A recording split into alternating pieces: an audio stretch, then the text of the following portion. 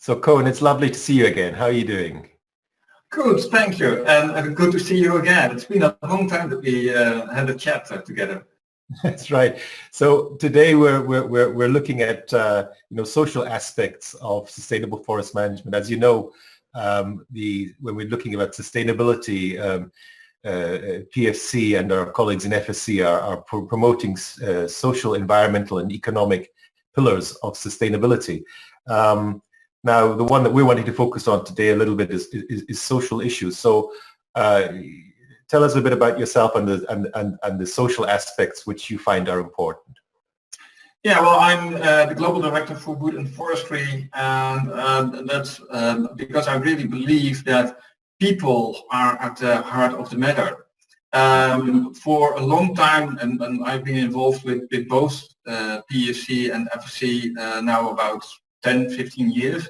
What you see is that there has been a large emphasis on the environmental issues regarding the management of forests, which is justified because at that time, 20 years ago, the forests were really endangered, and we need to take care of that.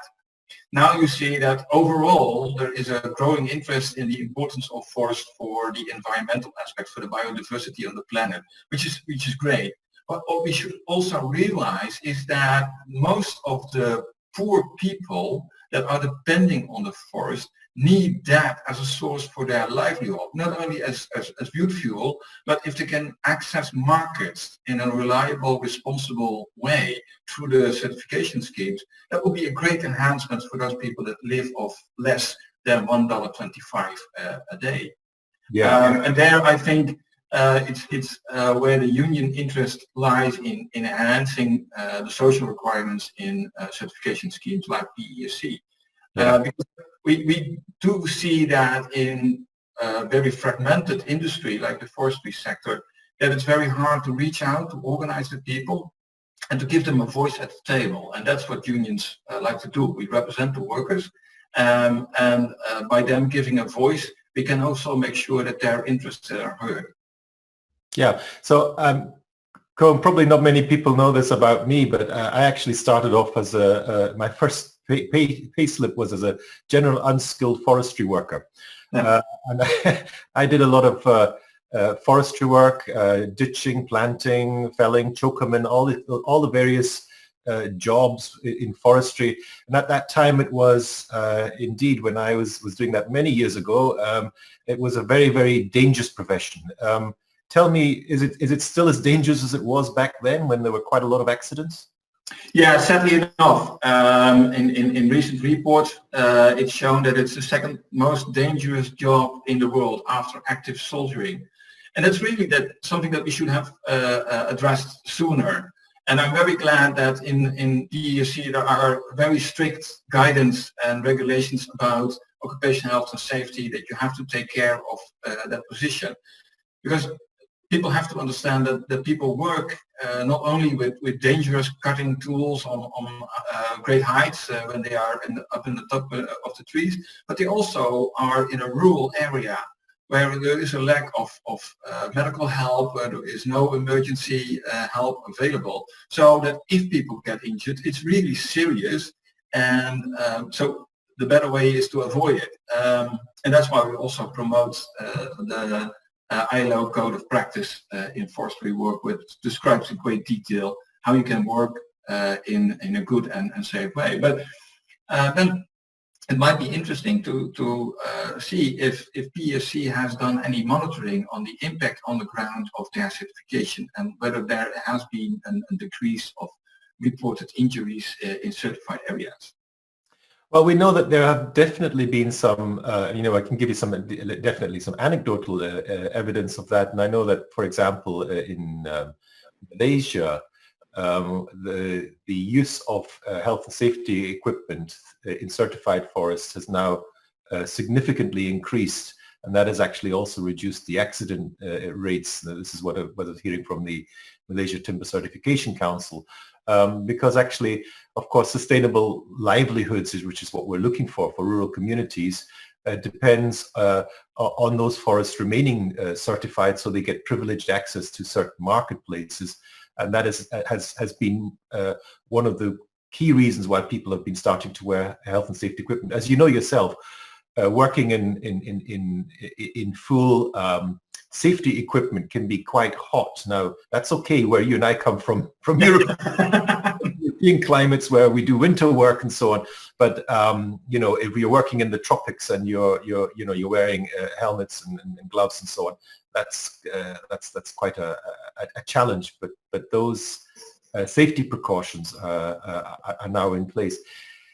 Tell me a little bit about you know, the issue, which is something that's been close to my heart as well. When we're looking at rural communities, because forestry can also be a very transient kind of work in the sense that it has a lot of migrant workers. What are your experiences about migrant workers in forestry? Yeah, well, that's very country specific. The interesting thing is that when you look, for instance, in Sweden, the harvesting, which is done with great machines, which are very efficient, which is a pleasure to see if you like that kind of work, is done by Swedes.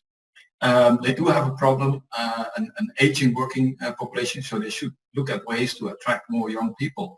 But when it comes to planting of the seedlings, then that's mostly done by migrant workers. And the interesting thing is, and that's probably something very peculiar to the Swedish system, but they have negotiated that they have their own, not only labor inspectorate, but also collective bargaining agreement inspectorate. So there is a person that goes around, talks to the people and sees if they're getting the salaries that they are supposed to get according to the collective bargaining agreement. And of course, having a certificate like PEFC means that you have to have that dialogue, that you have to inform the people about what their rights are and how they can acquire them. In most cases, to be honest, there is a legal hindrance for migrant workers to get organized. And through certification, we hope to mitigate those deficits in the law and get access to the people, talk to them, and make sure that they get represented and that their voice is also heard. Yeah, I mean, one of the things that we did recently, of course, was revise our sustainable forest management standards. And I know that the representatives from BWI were very keen and were actually also very successful in getting some new requirements into our standards. And one was that the wages of local and migrant workers and contractors working in PEFC certified areas have to meet or exceed the legal and industry minimums. Now, you always pointed out to me that was good. It's a good start, but actually what we were looking for was living wages. So through your lobbying and work with all of our stakeholders, we came to the consensus that your living wages there should be a stepwise approach to living wages where they don't yet exist, because minimum wage, legal wages aren't always the same as a living wage, obviously, and that they should or below, yes, and even in the region that we both live in Europe, we see that at the national level, sometimes the legal minimum wages are below a subsistence level, so people cannot live out of it, and that means that they have to acquire 2 or 3 jobs to be able to support their families. Yeah. And that's the interesting thing of this path that we are joining PEFC on to get to this living wage. I mean, that's not a goal that we will reach within 1 or 2 years, but with this stepwise approach where we will sit down with the industry to negotiate about what are the essential needs for the people and how can we give the people an income that they not only deserve, but that they also need to supply their family with the necessary food, housing, income protection, that kind of things. So it's a very interesting journey, and to be honest, I think that PEFC is the first one to go into that direction with us, and it's very exciting to be part of that as well. And I remember there were very, very tough discussions on this particular issue, but we got that, and also the one that I remember you negotiator was also very keen on getting in was to cover inflation as well on living wage, which is of course course crucial. But I mean, if we look more at some of the traditional areas where we were working on in the past, there were the fundamental conventions and then also the Universal Declaration of Human Rights and also the rights of indigenous peoples. When we're looking at social, it's not only trade unions, as you say, it's a sustainable living. Now that we've included that also in the concept of trees outside forests, how do you think that will impact on people living in and around forests? I think that in general, where you see that the certificate holder is genuinely interested in undergoing this dialogue with also the local communities, with the indigenous people, to see how they can also profit from the certificate and the opening up of markets that were unable to be within reach for those people, you can do really great things. I don't know if you are aware of that, but the most dependent people, the most poor people, live in the rural areas and are dependent on forests and savannas. And they live of less than $1.25 a day. So when you then see that the UN has declared that you must meet at least $1.90 per day to be on the poverty line, you can see that these are really the poor people that need any kind of support that they can get. Yeah, I think I heard somewhere, and it may have been you that told me this, but that the majority of the poorest of the poor actually live in and around forests. So sustainable forest management has a particular role to play to ensure that we start getting to sustainable livelihoods. Yeah, especially when you know that for the whole rural community, forestry is about 20% of their livelihood. So it's a big impact that we can have if we can do something good for those people that are depending on the forest. Yeah. It's really a tool to enhance the living conditions of those people, while in the same time taking care that their children and their grandchildren will have the same benefits from the same forest, because we can sustain that. That's right. Yes, that's right. I mean, I'm also aware, and we should maybe talk a little bit about that. There's a slight difference between sustainable forest management standards for the actual management in the forest, and then of course the area which you are very concerned about, as are we, which is the whole value chain. In other words, going from the forests onwards through the chain of custody. And there's a lot of areas that we've got in the sustainable forest management areas where they are relatively straightforward to monitor and so on. And then of course the other areas which are then basically what happens to the wood when it actually leaves the forest along the supply chain. What are your thoughts on that one? What were your initial challenges with that as far as certification was concerned? The interesting thing is that forest certification is meant to show the sustainable management of the forest. So the origin of the tree, the origin of the raw material. And of course, to deliver that in a credible way to the markets, standard setters like PEFC has created the chain of custody certification, which is showing that the operator on the market is buying this certified material, not mixing it with uncertified material, so that you get, as a consumer, you can trust that the logo on the product that you will buy in the shop is genuinely coming from those responsible managed or sustainable managed forests. But of course, what we want to see is that in the whole value chain, those same principles, like the right to be organized, to be a member of the union, the right to have the collective bargaining, the right of good and safe work is maintained, because it would lose meaning if you would say, well, in the forest everything is okay, but in the sawmill 50 kilometers outside of the forest, it's forced labor, there are children running around, it's a dangerous place.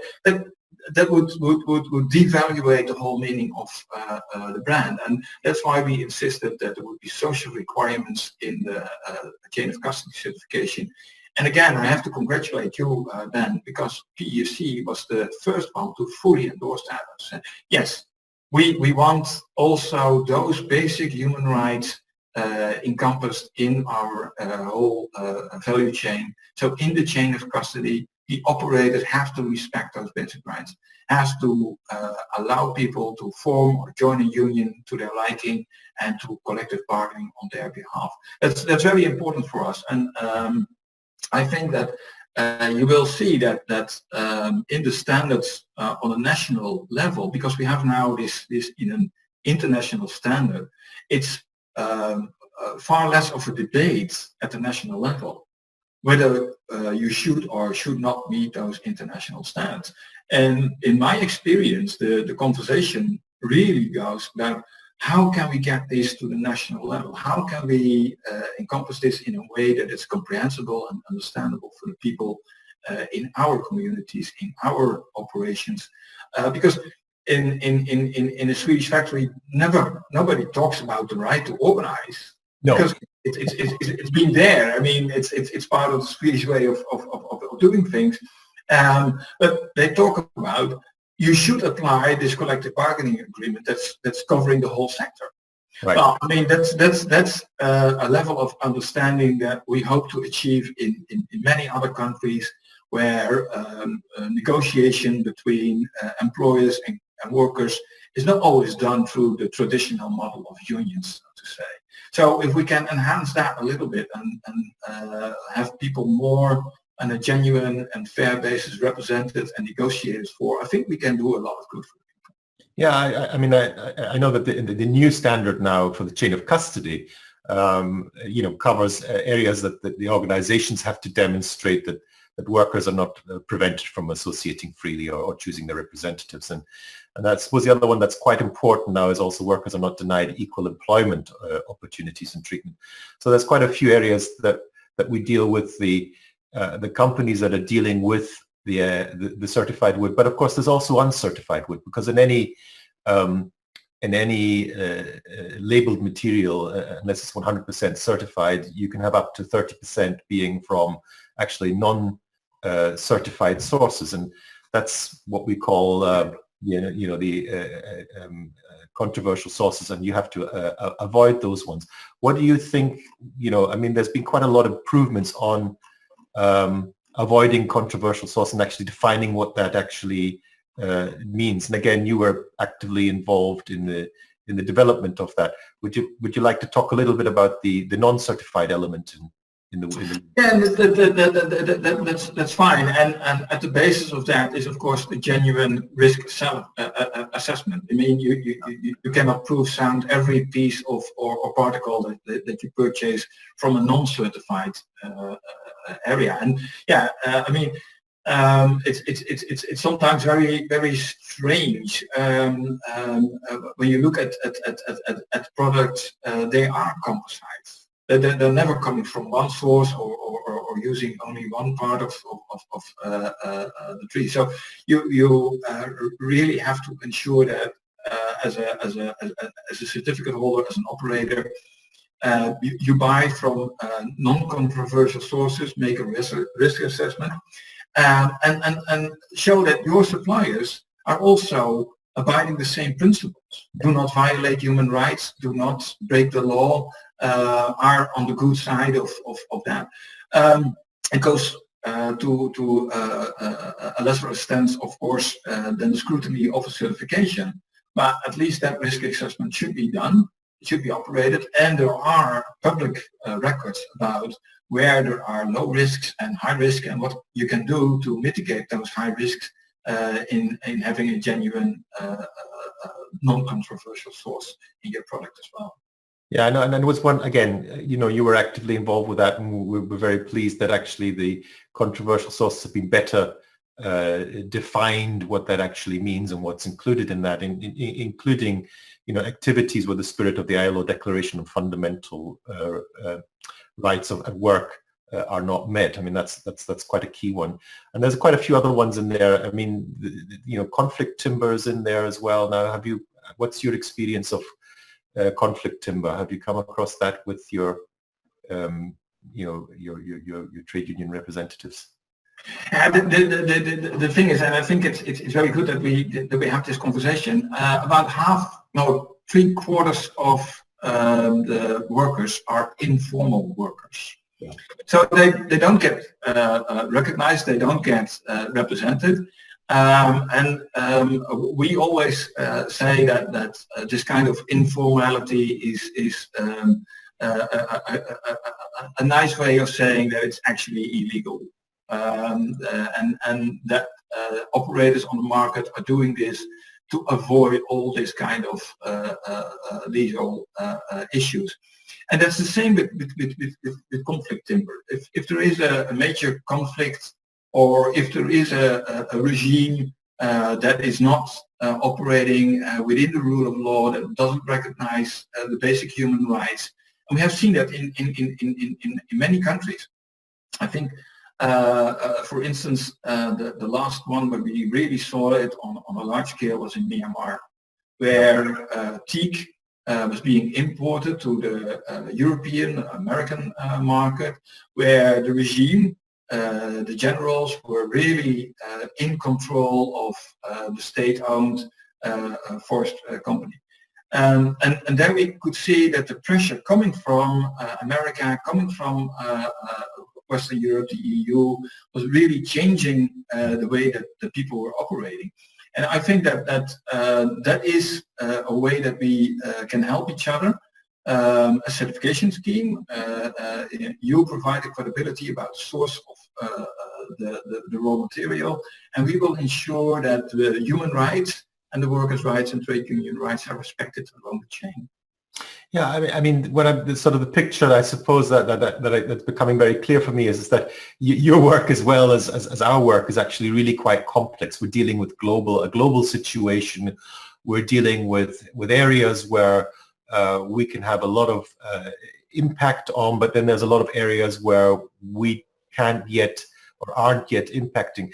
I mean, so the question really that I have for you is what can certification do in the future to further contribute to workers in forestry? Where do you think, given the complexity of chain of custody, sustainable forest management, avoidance of controversial sources, also complaints procedures and stuff like that, where do you see the kind of work that certification, potentially BWI as well, can work on to contribute to workers in forestry and sustainable livelihoods?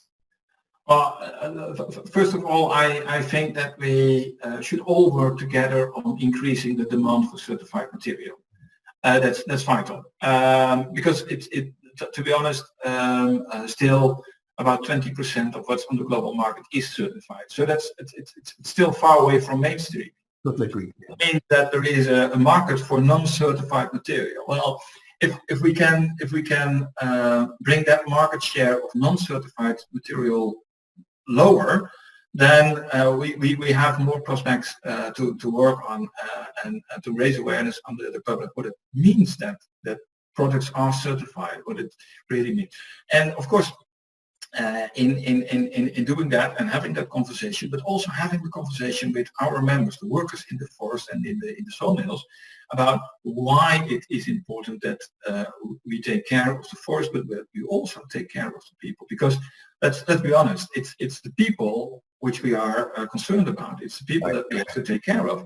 The forests are very resilient. If we leave them alone, they will outlive us all.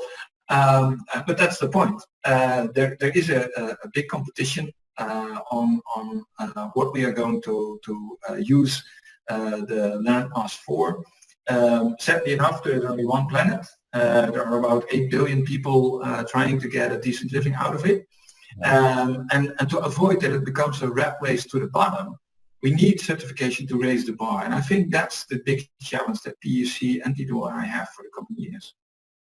Yeah, I think one of the areas, I mean, raising the bar is a key area, and for that reason also within the chain of custody, we raised the bar with the new standard issued just recently was that we tried to increase the bar as far as the requirements for avoiding controversial sources were concerned.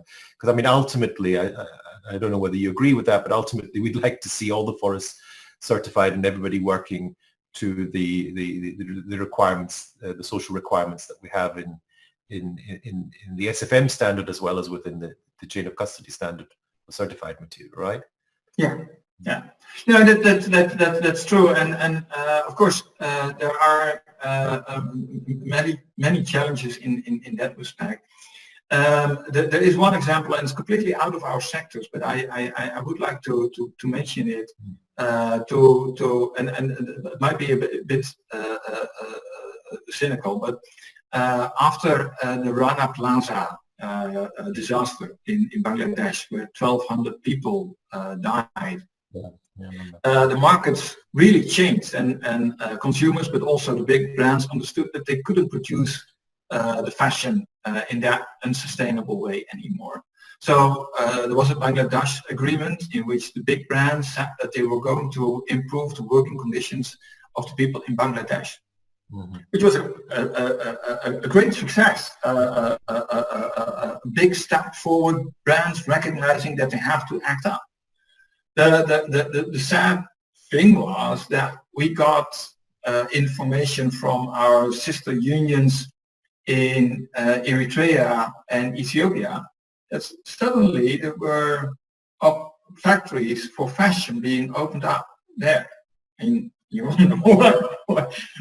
We are going to improve the working and living conditions of the people in Bangladesh, and then suddenly there are factories opening up in Ethiopia and Eritrea. Right. And there won't be a Ethiopia or Eritrea accord unless something very disastrous happens there again. And that's the great thing, I think, of the global approach that PEFC has with their international standard. Every country that wants to have PEFC certified material on the market has to comply with the same basic international standards. And that's the great thing about it, that I think that we can move forward on, instead of having a nation approach each country after each country after each country. So that's the good thing about PEFC. It's a global approach, which we really endorse and support, and we would like to work on for the next coming years. So Coen, one of the things that's quite clear is, of course, that the fashion industry is also now getting more involved in forestry, and in a way that's where the chain of custody does help, because it's universal, it's applied everywhere. We're already seeing about the volume equivalent to 3% of the total pulp and paper going into textiles, and the fashion sector there has an interest, a growing interest. And one of the things I remember you helped me with and was getting your affiliates involved in the development of the sustainable forest management standard in which is under development at the moment in Myanmar. But the context there was that ultimately a lot of the materials will end up in chain of custodies, and chain of custodies end up particularly in also the fashion sector, suppliers and so on, as more wood-based materials finds its way into the fashion sector. And that was one of the reasons why your affiliates there felt that they should get more involved with PEFC. I mean, we're impacting on more sectors, would you say, in general? Is that helping? Is that something we can continue to work on? Yes, of course. I mean, the interesting thing is that of course, a lot of materials go to the construction sector. Yeah. We see, and that's a good development, more building out of wood and wood materials. And the interesting conversation is that's also part of our constituency, where I have the discussion with my brothers in the construction sector and say, we have a chain of custody certificate. Right. And that contractor that wants to build a PEFC certified house, he has to apply with the same basic conditions as any chain of custody operator. So it's a great impact that you have PEFC has with this chain of custody certification. It goes way beyond only the pulp and paper sector.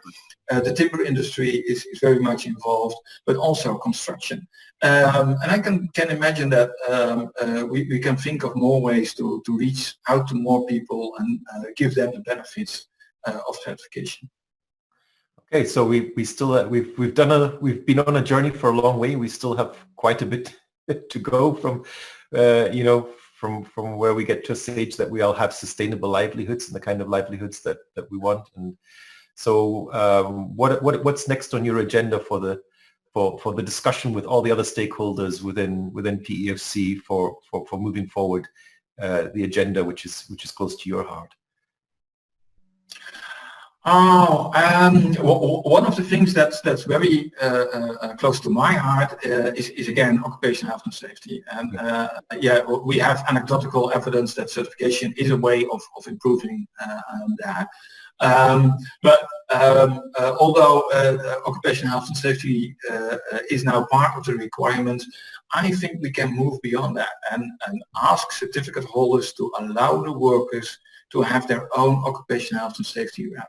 Because if one thing has shown us in the past that will be a great improvement on the occupational health and safety in the workplace, if the workers get real ownership of that.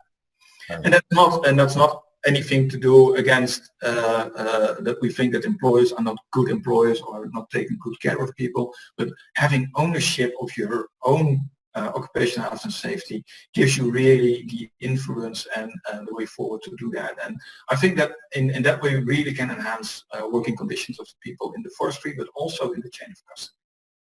So do you think that over time we'll get more to, as you said, in the early days of certification, we focused very much on the environmental side, and we're beginning now to focus much more on the social. You think we're getting there slowly towards that balance? I mean, how do you see that? How do you see that happening?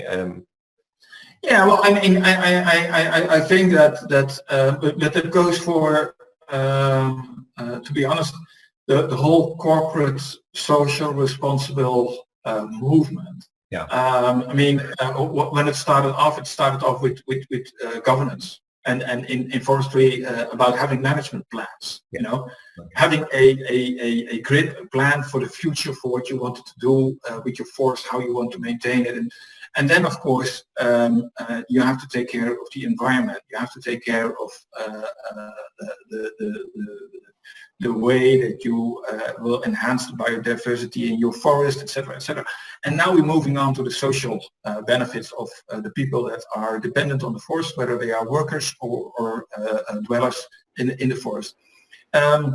Maintaining that balance between the economical side, because it has to be profitable. Otherwise, companies would lose interest. I mean, it's justifiable if you cannot manage your company on a profitable basis. It will not move very far and very long. But balancing that out between the environmental and the social issues, and it is a balancing act. It is a dilemma that requires a continuous dialogue. But I think that we're getting it in the right direction, and I think that the PEFC is on that track. Okay. Coen, thank you very much for your time. It's been lovely talking to you, and we've got a long way. We've got a lot of work still to do. We've done a lot of work, but I'm looking forward to continue working with you in the future on these very, very important issues to both of us. Oh, thank you for this opportunity for this conversation, but also for the cooperation that we have had, and I'm looking forward to continue the cooperation. So am I. Thank you very much. Okay. Bye-bye. Bye.